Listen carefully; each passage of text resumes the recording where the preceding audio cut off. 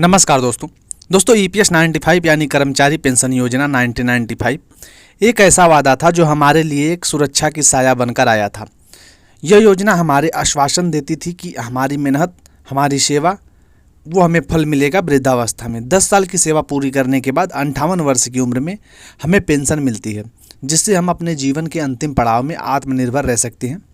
पर आज उस वादे की हकीकत क्या है? न्यूनतम पेंशन 1000 से बढ़कर 1500 रुपये तक है, जो 2014 में निर्धारित हुई थी। आज के महंगाई के इस दौर में एक मजाक के समान है। दवाइयों के दाम, राशन की कीमतें, बिजली बिल, किराया, सब कुछ जो है आसमान छूता जा रहा है। 1000 की पेंशन में बुजुर्ग कैसे अपना इलाज करा पाएगा? कैसे अपने पोते पोतियों की मदद कर पाएगा? यह कोई व्यक्ति शिकायत नहीं बल्कि एक राष्ट्रीय संकट है। हमने कई बार सरकार के शीर्ष अधिकारियों से मुलाकात की। श्रम मंत्री मनसुख मांडविया, सांसद हेमा मालिनी, वित्त मंत्री निर्मला सीतारमण। हर बार एक ही जवाब मिला, हम आपकी समस्या समझते हैं, समाधान निकाला जाएगा। पर सवाल है कब तक? कब तक हमें इंतजार करना होगा? कब तक हमारी पीड़ा को नज़रअंदाज किया जाएगा? पेंशन बढ़ोतरी क्यों ज़रूरी है? महंगाई दर बढ़ रही है लेकिन पेंशन वहीं के वहीं है। इसका मतलब क्या है? हमारी पेंशन की क्रय शक्ति दिन ब दिन घटती जा रही है। बुजुर्गों की ज़रूरतें बढ़ती जा रही हैं। स्वास्थ्य देखभाल, आवास, दवाई। जब देश के अन्य वर्गों को वेतन भत्ते बढ़ाया जा सकता है तो हमें पीछे क्यों रखा गया है? यह केवल आर्थिक मांग नहीं है, यह हमारे जीवन के सम्मान की मांग है। सरकार कहती है पेंशन बढ़ाने से वित्तीय बोझ बढ़ेगा, लेकिन क्या बुजुर्गों के जीवन का मूल पैसे से कम है?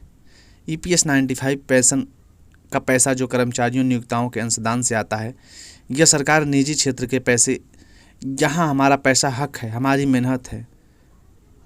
इसे बढ़ाकर सरकार का दायित्व न कि भार कम होगा।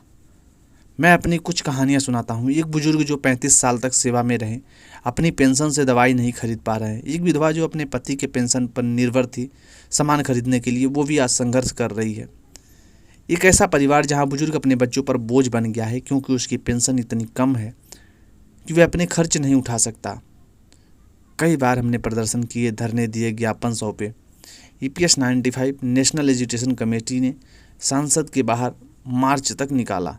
सोशल मीडिया पर हमारी आवाज़ गूंज रही है। कोर्ट में भी हमारे न्याय की गुहार लगाई जा रही है। पर सरकार की उदासीनता ने हमें मजबूर कर दिया है। हम आपसे भीख नहीं मांग रहे हैं बल्कि अपना हक मांग रहे हैं। हमारी पेंशन हमारी मेहनत का फल है। अगर आप हमें न्याय नहीं दे सकते तो ये आंदोलन दोस्तों और तेज़ जो है बुजुर्ग करेंगे, क्योंकि क्या ही कर सकते हैं। ईपीएस 95 पेंशन की वो भी लड़ाई लड़ते लड़ते हमारे बुजुर्ग भी थक चुके हैं। कितने आश्वासन, कितने झूठ, कितने फरेब। हर बार बुजुर्गों को वही एक ही बात सुनने को मिल सकती है, आपका काम हो रहा है, आपका काम हो जाएगा, आपका काम होना चाहिए। इससे ऊपर कोई बात अभी तक हुई है? कहीं से भी कोई ऑफिशियल खबर नहीं आती है, कहीं से कोई भी ऑफिशियल अनाउंसमेंट नहीं आता है। दूसरे मुद्दों पर तो तत्काल कोई न कोई आकर नेता मंत्री स्पष्ट रूप से जिम्मेदारी लेता है, भाषण देता है। हमारे पेंशन बढ़ोतरी का जिम्मेदारी कौन लेगा, कौन देगा, कौन आश्वस्त करेगा इन लाखों लोगों को? ये लोग भी थक चुके हैं। डेली डेली वही घुसना, डेली डेली वहीं आना जाना। 6 साल से ऊपर हो गया लगातार जो है बुल्ढाना में जो आंदोलन चल रहा है, डेली कर्मी अनशन, उसको 6 साल से ऊपर हो गया। किस प्रकार से लोग वहाँ 6 सालों तक दिन उन्होंने काटा है। आते हैं, बैठते हैं, धरना, ज्ञापन, सब कुछ चलता रहा। इसके बारे में सोचना होगा। 6 साल कोई छोटा दिन नहीं होता। 6 साल से लगातार 6 साल से ऊपर हो गया कि वहाँ पे बुल्ढाना में ये कार्यक्रम चल रहा है एनएससी की तरफ से।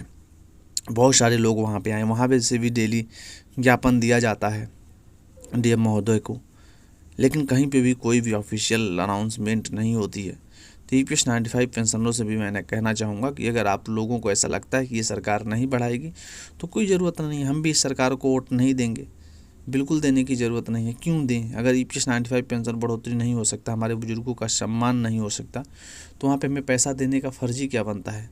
ईपीएस 95 पेंशन को लेकर पहले भी बहुत सारे सवाल उठे हैं।